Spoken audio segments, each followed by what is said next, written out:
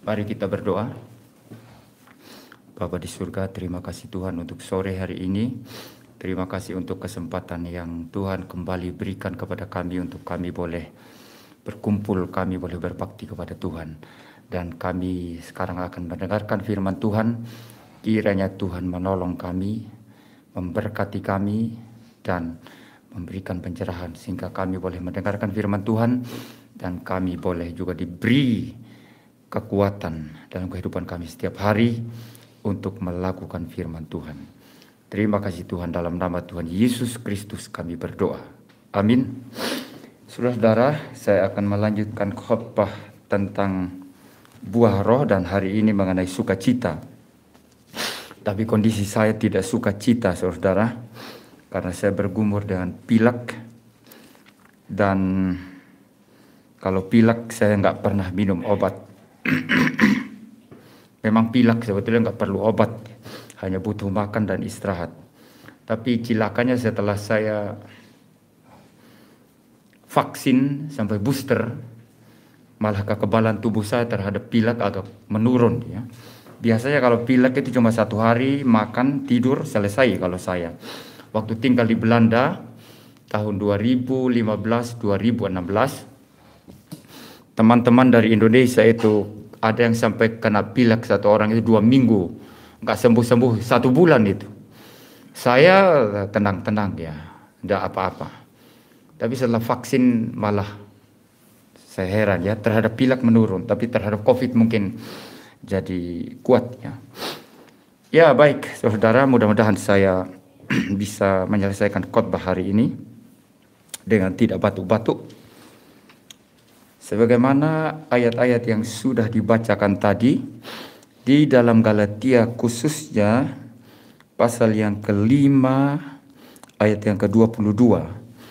Di situ setelah ada kasih ya, ada sukacita ya, tetapi buah roh ialah kasih, sukacita, damai sejahtera dan seterusnya. Sekarang saya akan membahas mengenai sukacita. Sukacita itu saudara bukan sukacita yang kita ada-adakan sendiri ya. Jadi ada banyak orang itu mengada-adakan sukacita. Ya, ini kalau pakai masker semua sebetulnya maunya saya yang membuka ini, atau semua pakai masker ya. Tolong ambilkan masker, semua pakai masker biar saya yang membuka masker.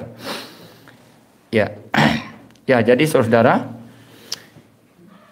sukacita itu bukan sesuatu yang diada-adakan ya. Artinya seseorang dipaksa-paksa untuk bersukacita.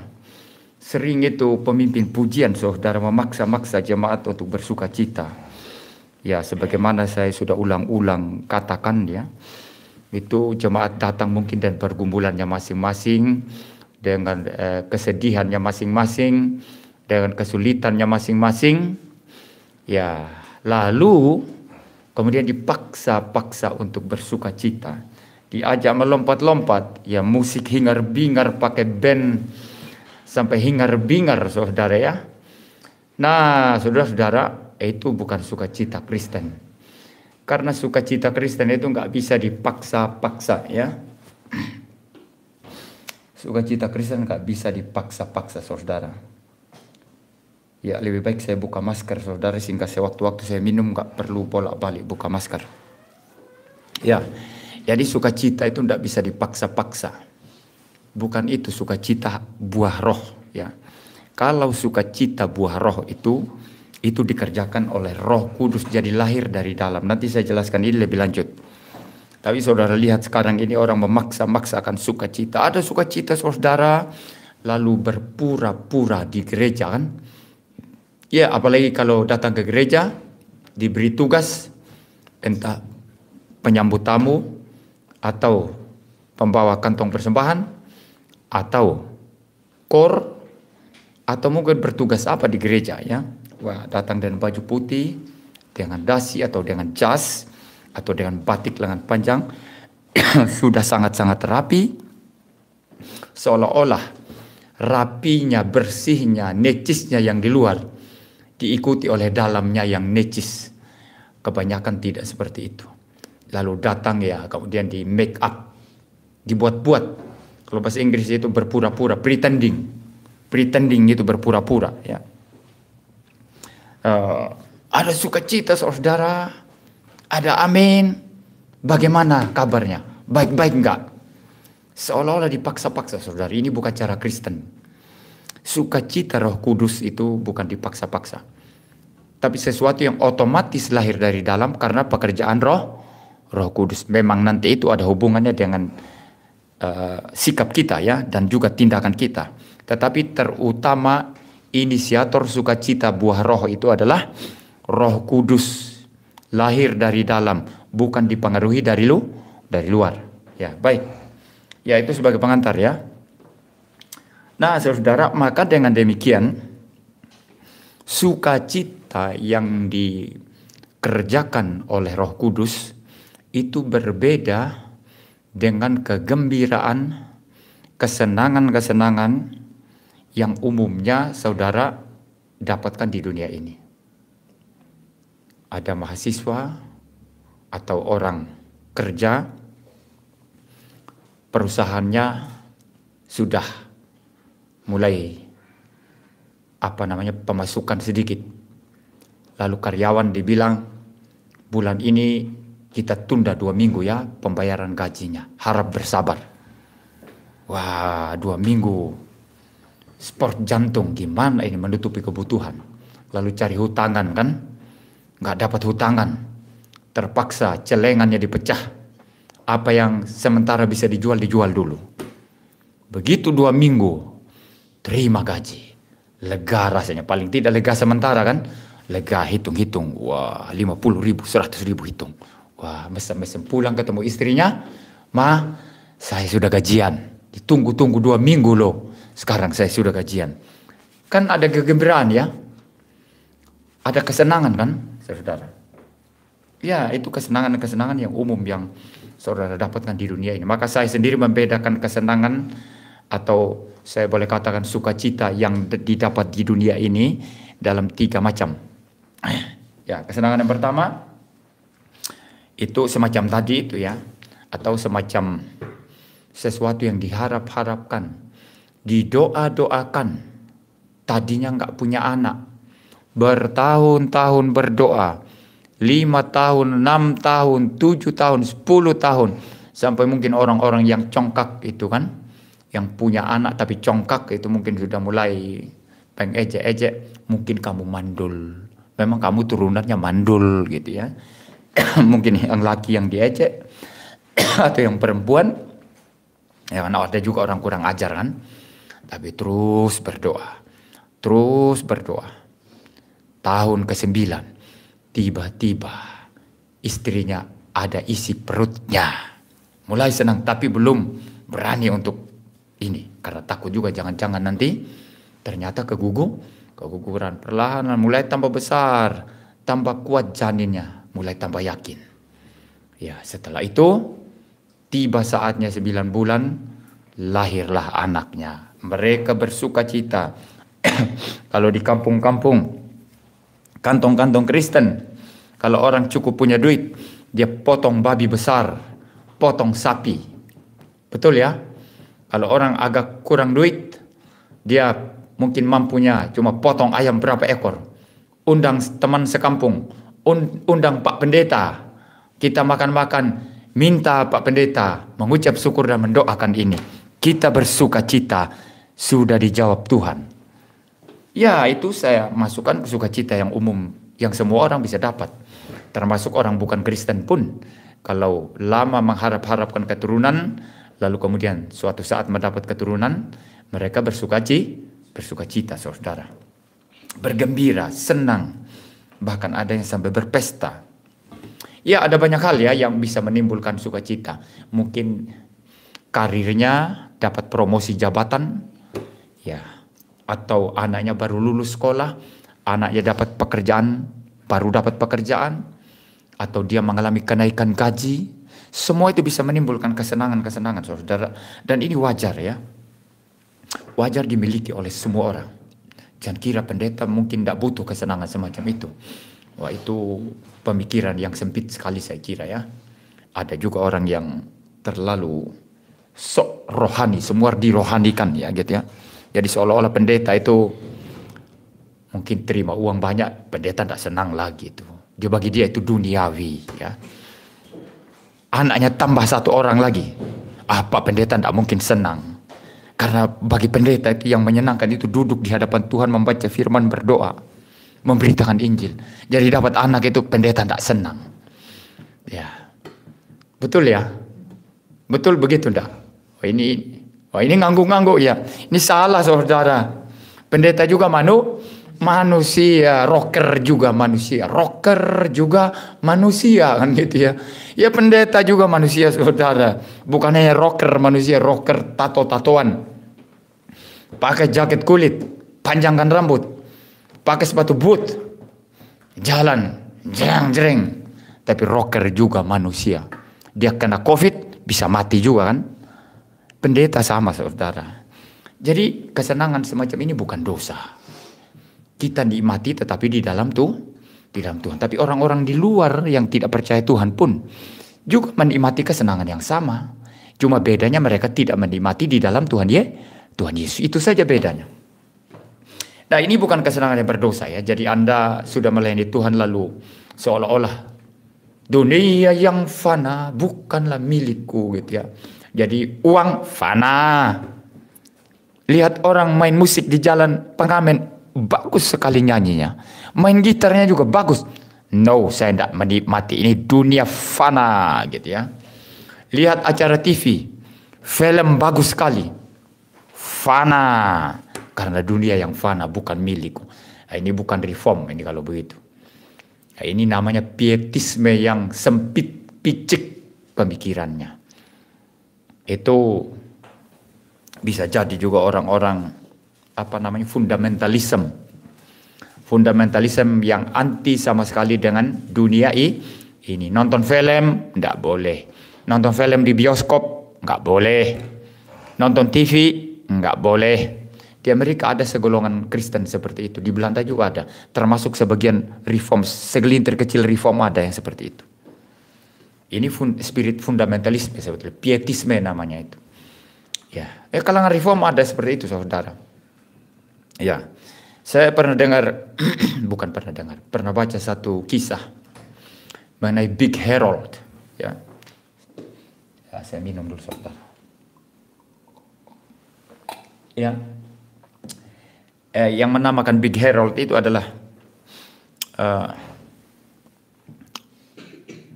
siapa namanya? Philip Yancey ya, Philip Yancey atau Yancey. Saya tidak tahu pronunciation namanya. Philip Yancey gitu ya. Seorang penulis evangelical, pernah menjadi editor daripada majalah Christianity Today. Christianity Today itu adalah media evangelical Injil yang sangat berpengaruh di Amerika. Itu didirikan oleh Billy Graham dengan Carl Henry. Kalau Billy Graham itu adalah tokoh Injil yang berpengaruh di lapangan-lapangan penginjilan, KKR, maka Carl Henry itu adalah otaknya secara akademik yang memberikan bobot akademik kepada gerakan Injili di Amerika sehingga sangat-sangat dihormati. Gerakan evangelical di Amerika. Dan media Christianity Today itu mereka yang mendirikan. Orang-orang Injili, tahu Injili ya? Injili sebetulnya dengan reform itu dalam hal substansial sama. Percaya Alkitab adalah firman Allah yang tidak bersalah. Percaya Yesus Kristus satu-satunya Tuhan dan Juru Selamat. Percaya doktrin-doktrin yang fundamental, Trinitas, Diwinatur Kristus. Juga percaya pentingnya pemberitaan Injil. Tetapi yang berbeda adalah mereka sebagiannya reform, sebagiannya tidak. Yang tidak reform tidak percaya predestinasi. Tidak menekankan kedaulatan Allah. Itu bedanya. Tapi secara umum evangelical itu memang kan hasil reformasi. Bahkan di era Luther dan Calvin, istilah Injili itu sudah menjadi sinonim dari reformasi secara umum. Ya. Jadi dengar Injili atau evangelical jangan anti saudara. Itu bukan karismatik. Itu reformasi secara umum itu. Ya, reformasi secara umum. Maka Billy Graham itu sangat bertanggung jawab dalam penginjilan. Beda sama Ben Hinn yang tiup-tiup orang kan. Kalau Billy Graham tantang orang terima Yesus. Saudara lihat di YouTube itu khotbah-khotbahnya sangat-sangat alkitabiah. Nah, Philip Yancey seorang mantan editor Christianity Today pernah berkenalan dengan yang dia sebut namanya Big Harold. Karena Yancey masih kecil dan Harold ini kan besar, maka disebut Big Harold. Nah, Big Harold ini katanya Yancey itu mempunyai pemikiran yang sangat-sangat pesimis tentang dunia ini. Dia lihat Amerika seperti Sodom dan Gomora. Dia bilang ini akan dikutuk Tuhan Allah. Kita harus meninggalkan Amerika Serikat katanya. Ya, apapun yang dia bicara itu, dia bicara dunia ini sudah dikuasai setan. Itu ciri fundamentalis begitu. Jadi tidak ada keindahan pekerjaan Tuhan lagi yang mereka lihat di dunia. Ya, lihat orang-orang sudah mundur imannya, betul itu. Tetapi itu tidak berarti kita harus pesimis ya. Karena Tuhan menaruh kita di dunia ini untuk memberitakan Injil, untuk berkarya di dalam dunia. Nah, Big Harold ini sangat pesimis. Akhirnya suatu saat, karena dianggap Amerika sudah seperti Sodom dan Gomora, sudah terlalu banyak cabulnya, terlalu banyak kebejatan moralnya, terlalu banyak ya segala macam kecemaran, dosa. Maka dia memutuskan untuk pindah, kalau saya tidak salah, ke Afrika Selatan. Dan di Afrika Selatan itu dianggap itu lebih bagus. Ya, tapi sebetulnya kalau kita teliti Afrika Selatan juga nggak bagus. Itu ada reform tidak beres juga mengatur, menjajah orang kulit hitam di sana. Ada politik yang namanya apartheid. Ya, orang reform Inggris sama Belanda itu. Ya, kemudian setelah Nelson Mandela itu keluar dari penjara, dipenjarakan oleh orang-orang kulit putih berpuluhan tahun kalau saya tidak salah. Lalu kemudian dia menjadi pemimpin, baru politik apartheid itu dihapus. Itu politik rasis itu. Pembedaan berdasarkan ras. Ya. Orang kulit hitam dianggap paling rendah. Orang kulit berwarna kayak kita orang Asia itu agak lebih tinggi. Ya. Afrika paling rendah karena mereka keriting dan hitam sekali. Seperti itu. Ini kejahatan sekali ya. Tapi bagi Big Harold itu bagus Afrika Selatan katanya. Maka pindahlah ke Afrika Selatan dia. Lama tidak kontak dengan Yancey, Philip Yancey. Suatu saat Philip Yancey punya tugas ke Afrika Selatan. Lalu dia timbul dalam pikiran, ingat Big Harold. Lalu dia cari tahu alamatnya. Akhirnya ketemu alamat. Dan dia memutuskan untuk mengunjungi Big Harold.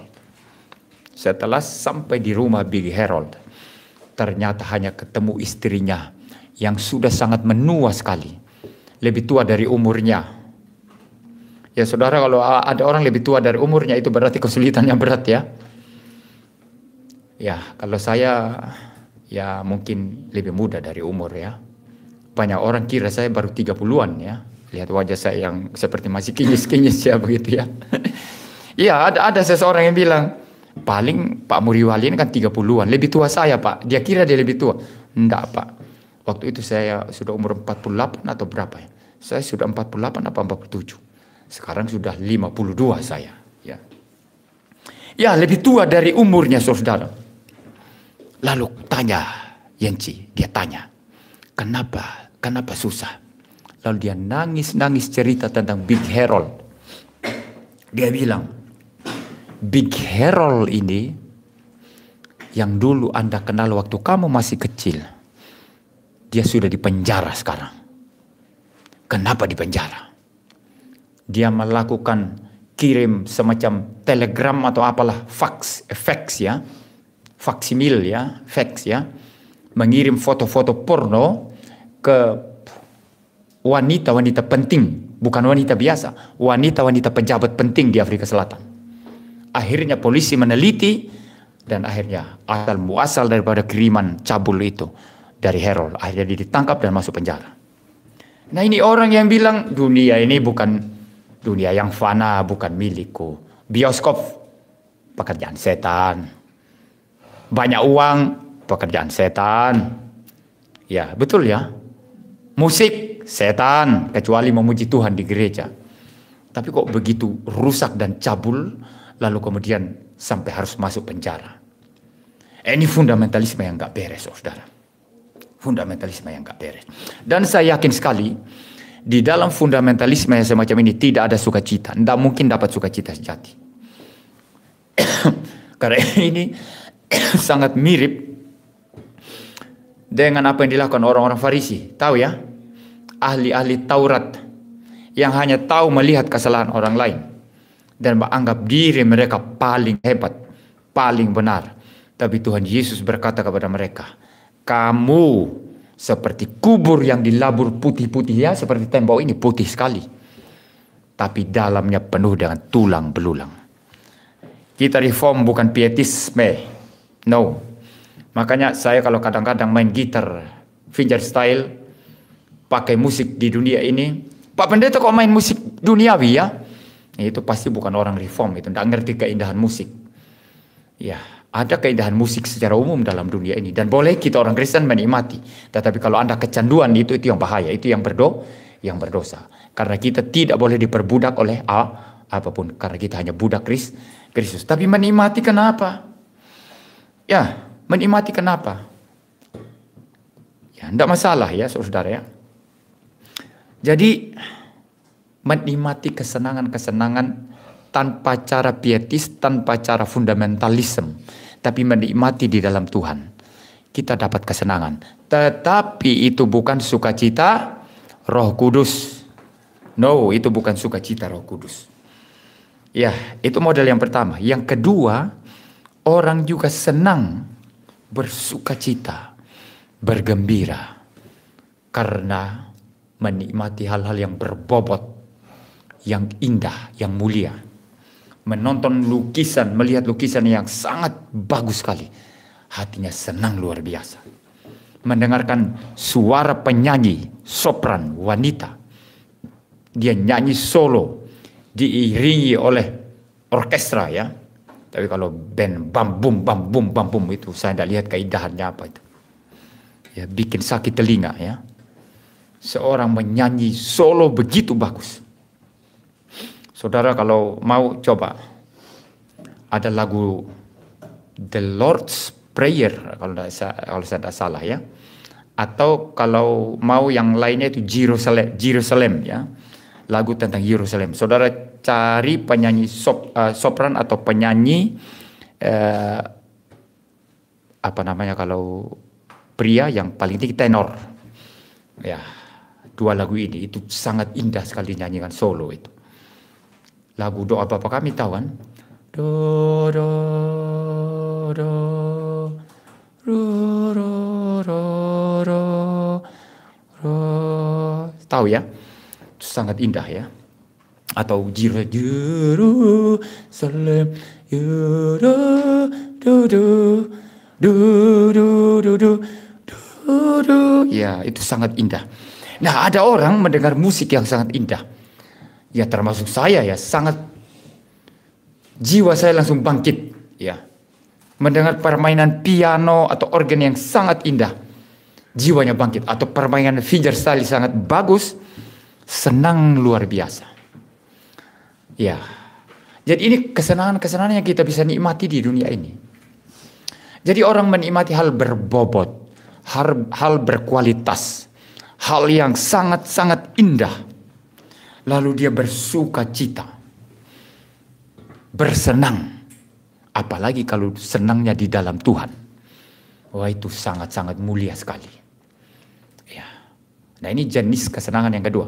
Tetapi saya tetap katakan, tak tentu itu adalah sukacita buah roh.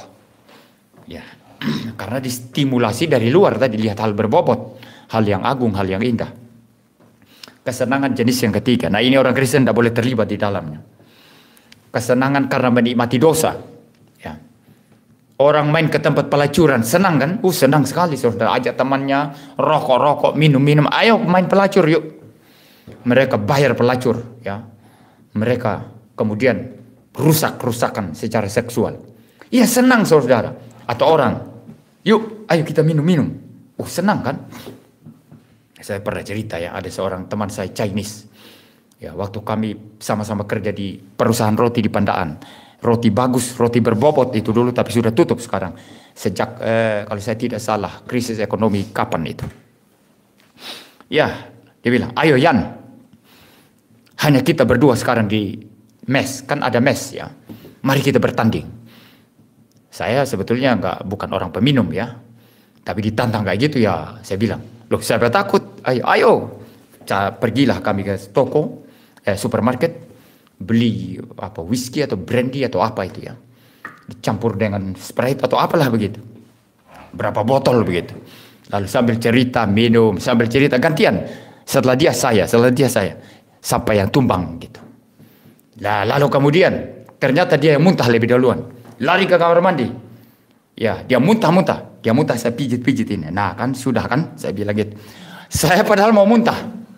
Tapi saya tahan-tahan karena mau menang, saudara. Ini menang-menang di dalam dosa, ya saudara. Lalu kemudian setelah dia habis muntah, saya pergi ke kamar. Saya habis muntah tidur. Tapi dia tahu, muntah juga kamu ya gitu. Jadi saudara, kesenangan karena dosa itu banyak orang senang berbuat dosa. Ya, senang kalau tipu-tipu orang itu senang, kayak sukses rasanya. Ya, kerjain orang ya, menceritakan sesuatu yang sebetulnya tidak ada. Tapi orang jadi percaya, manggut-manggut. Lalu merasa, saya bisa nipu orang juga ya begitu. Iya ada kesenangan, betul ya. Mempermainkan orang seperti ada kesenangan ya kan. Maka orang membuli itu kenapa suka membuli? Kenapa orang suka membuli? Karena dia merasa senang mempermainkan orang. Kalau orang susah itu senang dia. Tapi ini sukacita, kesenangan yang berdosa, yang orang Kristen tidak boleh lakukan. Itu adalah kejahatan di hadapan Tuhan. Dan setiap kejahatan, setiap dosa di hadapan Tuhan itu pasti ada akibatnya. Pasti ada keadilan dari Tuhan yang datang kepadamu.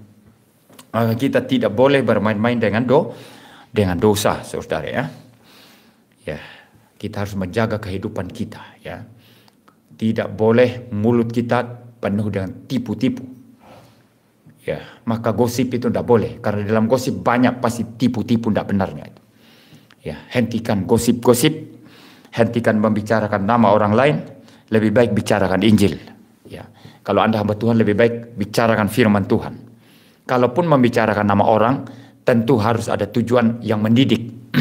Misalnya ada teman jatuh, lalu Anda bercerita, tapi harus ada tujuan mendidik di situ. Ya, artinya apa? Kita belajar apa dari sini? Kita pun harus sadar, kita juga tidak berbeda sama dengan dia. Hanya manusia saja juga. Dia bisa jatuh, kita pun bisa jatuh, saudara. Ini baru beres, saudara. Kalau hanya sekadar gosip, bicara, tidak ada tujuannya hanya menjelek-jelekan orang, ini bukan pekerjaan orang Kristen. Ini pekerjaan yang sangat berbahaya, yang lahir daripada dorongan setan, ya. Yang sudah dari sononya memang sangat berpengalaman, bermulut manis membujuk manusia untuk jatuh ke dalam dosa. Ular yang licin mulutnya di Taman Eden. Ya. Ya baik saudara ya, itu kesenangan berdosa. Jadi ada 3 kesenangan. Pertama kesenangan umum ya, dapat duit, punya anak, dapat pekerjaan baru, itu tak salah, tapi nikmati dalam Tuhan. Kedua, sukacita karena hal-hal berbobot dan mulia. Ini bagi saya ini jauh lebih berkualitas sukacitanya. Gembira, kesenangannya lebih berkualitas kalau yang kedua. Ya, harus orang Kristen menikmati hal-hal yang mulia, yang agung, yang indah ya. Ketiga, sukacita yang jahat dan berdosa. Tetapi gak tentu itu dari Roh Kudus. Ya. Walaupun antara yang pertama dan yang kedua bisa itu juga berkombinasi dengan sukacita yang dikerjakan Roh Kudus. Tetapi kalau melulu hanya sifatnya bersukacita secara manusiawi semata, maka saudara itu bukan itu bukan buah roh ya, bukan sukacita buah roh. Kalau yang ketiga sukacita karena menikmati dosa itu pasti bukan pekerjaan Roh Kudus. Yang pasti itu pekerjaan setan. Nah, sukacita dari Roh Kudus ini apa, saudara? Sebagaimana saya katakan tadi, itu lahir dari pekerjaan Roh Kudus. Bukan diusahakan oleh manusia. Kalau diusahakan oleh manusia itu namanya buah manusia, bukan buah roh ya. dikerjakan oleh Roh Kudus dari dalam. Dan hanya orang percaya, hanya orang yang sudah dilahirkan kembali, hanya orang yang memiliki Kristus dalam hatinya yang bisa mempunyai sukacita yang merupakan buah roh. Tidak bisa juga dipengaruhi dari luar sukacita yang semacam ini. Kenapa saudara? Karena lahir dari dalam. Saya kasih satu contoh sekarang saudara. Mungkin saudara Richard bisa membaca dari suara keras dari situ saja. Atau mungkin sedikit maju ke depan. Kisah Para Rasul 16 ayat 25. Kisah 16 ayat 25. Kisah Para Rasul pasal 16 ayat 25. Tetapi kira-kira tengah malam Paulus dan Silas berdoa dan menyanyikan puji-pujian kepada Allah, dan orang-orang hukuman lain mendengarkan mereka. Ya, dikatakan menyanyikan puji-pujian kepada Allah. Berarti hati mereka tidak dipengaruhi oleh penjara. Mereka ditangkap dan dimasukkan ke penjara karena memberitakan Injil. Ini terjadi di Filipi.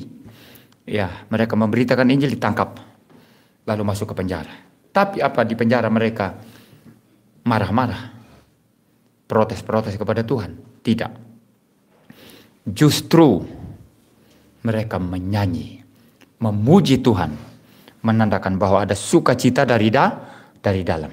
Sukacita karena menderita bagi nama Yesus Kristus. Saudara, jangan kira kalau kita susah menderita bagi Tuhan Yesus, hati kita juga menjadi gelap dan hati kita menjadi menderita. Tidak saudara. Justru dari dalam lahirlah sukacita sejati dari Roh Kudus yang tidak bisa dipadamkan oleh penjara, tidak bisa dipadamkan oleh penganiayaan, tidak bisa dipadamkan oleh sakit penyakit saudara. Tidak bisa dipadamkan oleh kekurangan uang. Tidak bisa dipadamkan oleh kesulitan-kesulitan yang umum kita temui di dunia ini. Sukacita dari Roh Kudus lahir dari dalam oleh pekerjaan Roh Kudus tidak bisa dipadamkan oleh siapapun. Kecuali Anda sendiri habis menerima sukacita Roh Kudus yang adalah buah roh, langsung pada saat yang sama berbuat dosa. Ya otomatis sukacitanya habis. Dan sekarang diganti dengan duka cita. Hati Anda akan ditusuk. Hati nurani Kristen akan tertusuk. Dan Anda harus bertobat. Ya. Jadi saudara, Anda lihat Paulus Silas di penjara, sama sekali tidak mempengaruhi sukacita Roh Kudus dalam hati mereka. Nah ini rahasianya saudara. Kalau Anda melihat pendeta, kok pendeta begitu kuat ya? Ada juga pendeta gak kuat saudara. Saya dengar di mana itu ya? 2 tahun lalu di Amerika, pendeta berpengaruh. Banyak orang dapat berkat dari khotbahnya. Banyak orang dapat berkat dari khotbahnya. Tiba-tiba suatu saat dia membunuh dirinya sendiri. Saya lihat foto istrinya, anaknya kalau saya tidak salah 1 atau 2 orang. Ada 1 anak gadis sudah agak besar, cantik-cantik. Saya tidak habis pikir ini pendeta. Kalaupun sebetulnya pengharapannya dalam Tuhan lemah sekali, paling tidak secara duniawi ya, lihat istrinya, anak-anaknya apa ada belas kasihannya. Kalau saya mati gimana ya? Istriku, anak-anakku. Atau paling tidak secara umum lah. Selama ini sudah bergaul dengan jemaat. Tiba-tiba saya mati gimana ya? Saya tidak paham. Ini misteri Tuhan ya saudara ya. Kok ada pendeta bisa seperti itu? Dilihat dari pelayanannya, dia orang Kristen sungguh-sungguh. Orang Kristen sejati. Dilihat dari pelayanannya ya. Tapi membunuh diri saudara. Jadi saudara, ada pendeta yang tidak kuat bunuh diri. Tapi lebih banyak pendeta diobok-obok. tetap bertahan. Dan saya lihat contoh semacam itu sering, terlalu sering. Waktu saya di Bali, tahun lalu, waktu seminar di Bali ya, di Kuta, itu ternyata yang datang main musik kalau saya tidak salah, ternyata anaknya alumni STT Salem. Lalu dia perkenalkan, papa saya ini Pak, oh kamu anaknya itu. Ya. Lalu seorang hamba Tuhan lain ceritalah perjuangan papanya anak ini yang alumni Salem, yang main musik di seminar itu. Diobok-obok orang kampung, disuruh tutup pelayanannya. Tapi dia terus berdoa, terus menunjukkan cinta kasih kepada orang-orang yang menentang dia terus-menerus. Sampai dia berhasil. Nah, yang seperti ini rahasia apa ini saudara? Anda kalau bukan pendeta kan tidak mungkin paham ini kenapa begitu ya. Ini rahasianya apa ini? Roh Kudus menguatkan dari dalam. Di tengah-tengah kesulitan seperti apapun, ada sukacita yang dilahirkan oleh Roh Kudus dari dalam. Saudara, yang tidak bisa dipadamkan oleh kesulitan-kesulitan di dunia ini. Nah, inilah sukacita buah roh. Dan bukan hanya hamba Tuhan atau pendeta, penginjil, tapi semua orang Kristen pun bisa memiliki sukacita semacam ini. Tetapi memang bersyarat. Walaupun itu adalah inisiatif Roh Kudus, tetapi bersyarat. Saudara, yang tidak bersyarat itu apa? Hanya keselamatan kita ya. Itu tanpa syarat apapun. Anda selamat murni 1000% karena anugerah Allah. Tapi mau menikmati sukacita Roh Kudus ada syaratnya. Anda diam di dalam dosa, tidak mungkin mempunyai sukacita sejati. Anda takut-takut melayani Tuhan, tidak mungkin punya sukacita sejati. Ya, Anda mikir-mikir, mau menerapkan prinsip firman Tuhan di dalam kehidupan keluarga, di dalam kehidupan pekerjaan. Hatinya ini lebih berat kepada bisnis yang sedikit-sedikit ada tipu-tipunya. Saya kira sulit menikmati sukacita Tuhan. Maka yang paling banyak bercerita tentang sukacita Tuhan yang lahir dari hati itu adalah mereka yang rela melayani Tuhan. Rela menerapkan prinsip firman Tuhan dalam kehidupan keluarga, dalam kehidupan pekerjaannya, dalam kesehariannya. Termasuk rela melayani Tuhan walaupun sulit. Ya, di situ nanti ada sukacita dari Roh Kudus yang lahir dari dalam. Jadi kalau main-main, berbuat dosa, tidak melayani Tuhan sungguh-sungguh, takut-takut menerapkan prinsip firman Allah dalam keluarga, ya katakanlah suami takut-takut ngajari istri ya tentang firman Tuhan, takut-takut didik anak di dalam Tuhan, tidak mungkin dapat sukacita, saudara. Anda mengkompromikan, sama juga pendeta. Firman Tuhan dikompromikan. Firman Tuhan tidak dikhotbahkan dengan jernih, dengan lurus, dengan jujur, dengan murni. Ya, kompromi sana, kompromi sini. Ya, berdasarkan kesenangan telinga pendengar. Apalagi pendengar kaya-kaya. Kalau Anda punya banyak uang, saya persiapkan khotbah khusus untuk Anda yang menyentuh keinginan telingamu, yang bisa menggaruk telingamu yang gatal. Nah, itu pengkhotbah populer yang tidak dipakai Tuhan tapi dipakai oleh setan. Ya, mereka berkhotbah untuk menyenangkan manusia. Ya, apalagi orang kaya. Jadi kalau lihat orang kaya, wih pak, ya, sambil nunduk, ya, membungkuk. Sebetulnya dia membungkuk bukan betul-betul menghormati pribadi orang itu, tapi karena dompetnya tebal, jadi dia membungkuk sampai sebungkuk-bungkuknya untuk dompet yang tebal itu. Ya, ini bahaya sekali, saudara. Nah, pendeta kompromi kiri kanan, ya, tidak berani menegakkan kebenaran, tidak berani menyuarakan keadilan, tidak berani menegakkan doktrin yang benar, pemberitaan Injil yang benar. Tidak mungkin dapat sukacita, saudara. Tak mungkin. Itu juga sebabnya mungkin saya lihat ada banyak pendeta awet muda ya. Ya, ada banyak pendeta awet muda, mukanya baby face. Ya, mungkin karena selalu ada sukacita Tuhan dari dalam hatinya. Iya, saudara. Karena ada sukacita Tuhan dari dalam hatinya. Karena dia mau korban, mau melayani, tidak kompromi, mau berjerih lelah untuk Tuhan. Saudara, orang Kristen pun sama, menikmati sukacita buah roh kalau kita pun berkorban. Memang bukan kita yang menghasilkan sukacita itu. Murni pekerjaan Roh Kudus, tetapi perlu kerjasama kita. Karena namanya Roh Kudus. Kalau Roh Kudus berarti bekerja di dalam yang kotor atau yang kudus. Di dalam yang kudus. Makanan bersih taruh di wadah yang kotor boleh enggak? Orang sudah enggak mau makan. Walaupun makanan itu begitu bergizi dan sehat. Tapi taruh di wadah yang kotor.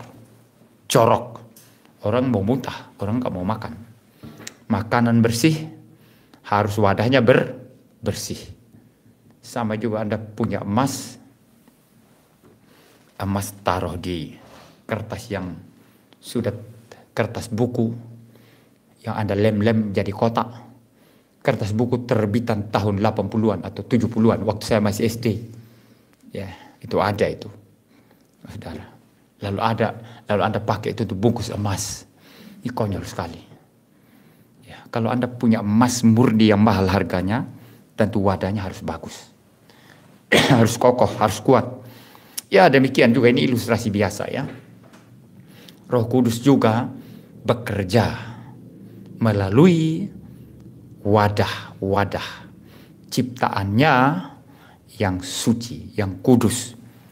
Dan dari sana nanti akan mengalir sendiri sukacita yang berasal dari Roh Kudus. Ada banyak saudara kesaksian orang-orang yang melayani Tuhan tapi mendapatkan sukacita luar biasa. Saudara mendengar Hudson Taylor ya. Hudson Taylor itu adalah seorang misionaris dari Inggris untuk Cina. Dia datang ke Cina memberitakan Injil. Kalau selama ini misionari-misionari Inggris atau barat manapun datang ke Cina, mereka hanya memberitakan Injil di kota-kota dan pesisir-pesisir. Pesisir ada dekat pantai ya. Tapi tidak masuk ke pedalaman. Tapi Hudson Taylor berkata, saya harus masuk ke pedalaman. Dia masuk ke pedalaman saudara. Tapi kesulitannya adalah dengan pakai jas model barat. Pakai dasi. Ya, berpakaian barat. Dia menjadi beda sendiri dengan orang-orang kampung, orang Cina kampung. Ya. Dan ini menjadi hambatan dalam pemberitaan Injil. Ya, sudah dibentuk jarak oleh pakaian, belum makan. Makan orang barat beda dengan orang Tionghoa. Kemudian akhirnya dia berpikir, kalau begini terus ini nggak efektif untuk penginjilan. Saya membuat jarak dengan orang-orang yang saya layani.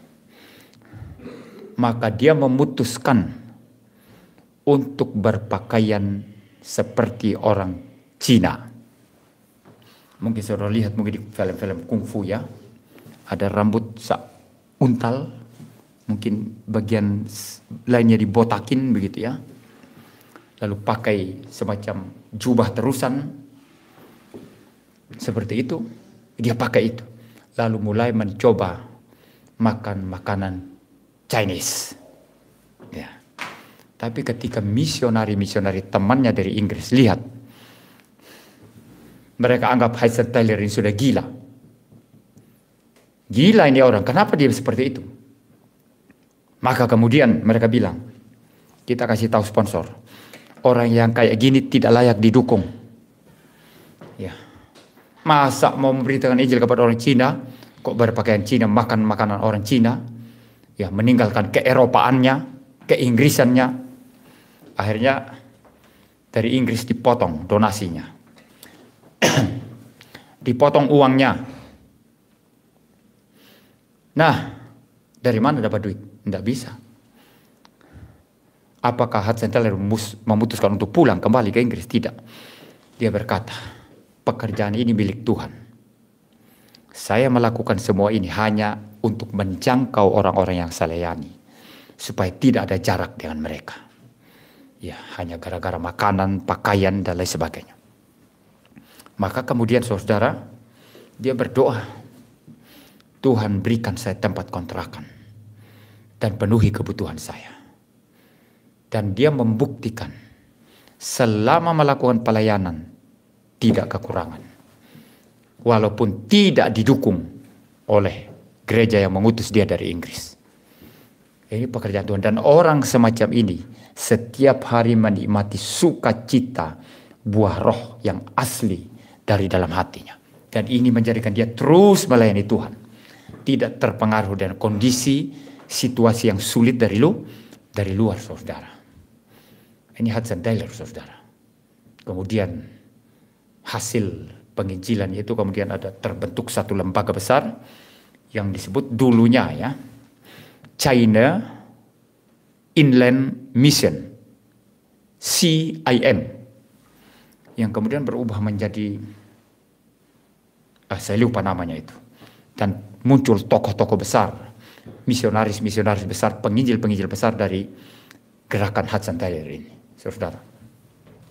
Jadi saudara, terlalu banyak orang-orang yang dipakai Tuhan yang menikmati sukacita Roh Kudus, buah roh, oleh karena mereka rela melayani Tuhan, rela melakukan kehendak Tuhan, rela bayar harga, rela pikul salib. Tapi kalau Anda dengar ajaran karismatik, tidak usah pikul salib. Anak Tuhan harus kaya. Engkau anak raja, saya anak raja. Tidak boleh miskin, tidak boleh sakit, tidak boleh jadi ekor, harus jadi kepala. Tapi kalau jemaatnya tukang sampah, mau jadi kepala gimana ya? Sudah tukang sampah paling rendah itu. Mau jadi kepala gimana? Itu saya tidak menghina tukang sampah ya. Tapi memang di bawah tukang sampah kan apa lagi? Apa tukang sampah, asisten tukang sampah, ya istrinya sendiri ya. Karena saya lihat juga tukang sampah, dorong gerobak sampah, itu ada istrinya yang bantu. Ya mungkin sambil memulung kan, ngambil barang-barang yang bisa dijual kembali. Jadi ini ajaran kacau sekali saudara. Anak Tuhan tidak pernah jadi ekor, selalu jadi kepala. Dompetnya selalu tebal. Tapi beri persepuluhan. Bayar terus, bayar. Bayar 1 juta berani, Tuhan ganti 10 juta nanti. Kamu berani bayar 10 juta, Tuhan ganti 100 juta nanti, mau? Kamu bayar 1 miliar, Tuhan ganti 1 triliun nanti. Ini ajaran setan ini. Ajaran yang tidak mengajar orang Kristen pikul salib. Padahal di dalam pikul salib itu anugerah Tuhan, kuasa Tuhan menjadi sempurna. Tuhan berkata demikian kepada Paulus. 3 kali Paulus berdoa agar Tuhan mengangkat duri dalam dagingnya. Itulah penderitaan. Tapi Tuhan menjawab, cukup anugerahku. Di dalam kelemahanlah kasih karuniaku, kuasaku menjadi sempurna. Paulus menikmati sukacita terus menerus. Dan oleh rasul yang terus pikul, terus menderita. Tapi dari mulutnya keluar perintah kepada orang Kristen untuk senantiasa bersukacita. Tentu dalam konteks saya, sukacita Roh Kudus karena kita terus taat menjalankan kehendak Tuhan. Saudara Richard coba baca lagi. Dari 2 Tesalonika 16. 2 Tesalonika pasal, maafkan saya, 1 Tesalonika pasal 5 ayat yang ke-16. Ya, maju ke depan ya. 1 Tesalonika 5 ayat yang ke-16. 1 Tesalonika ayatnya yang ke-16, bersukacitalah senantiasa. Ya. Rejoice always, ya. Bersukacita atau bergembiralah senantiasa. Mungkin agak panas ya, diturunkan aja. Agak panas, ya. Ya, bersukacitalah senantiasa. Ini seorang rasul yang selalu menderita karena Injil. Bahkan pernah hampir mati. Maka dia pernah bercerita, ada seorang Kristen, aku tidak tahu entah di dalam tubuh atau di luar tubuh, pernah diangkat ke surga tingkat yang ketiga. Itu sebetulnya maksudnya dirinya sendiri. Karena dalam pelayanan penginjilan pernah dipukuli sampai hampir mati. Tapi dari rasul yang hampir mati karena Injil berkata, bersukacitalah senantiasa. Anda mau menikmati sukacita Roh Kudus, buah roh, hiduplah suci, hiduplah benar, rajin untuk pekerjaan Tuhan. Jangan kompromi dengan setan, dengan dosa, dengan segala sesuatu yang berdosa. Ya. Dan bila kita hidup memuliakan Tuhan setiap saat, pasti Anda menikmati sukacita, buah roh. Kita akan berdoa.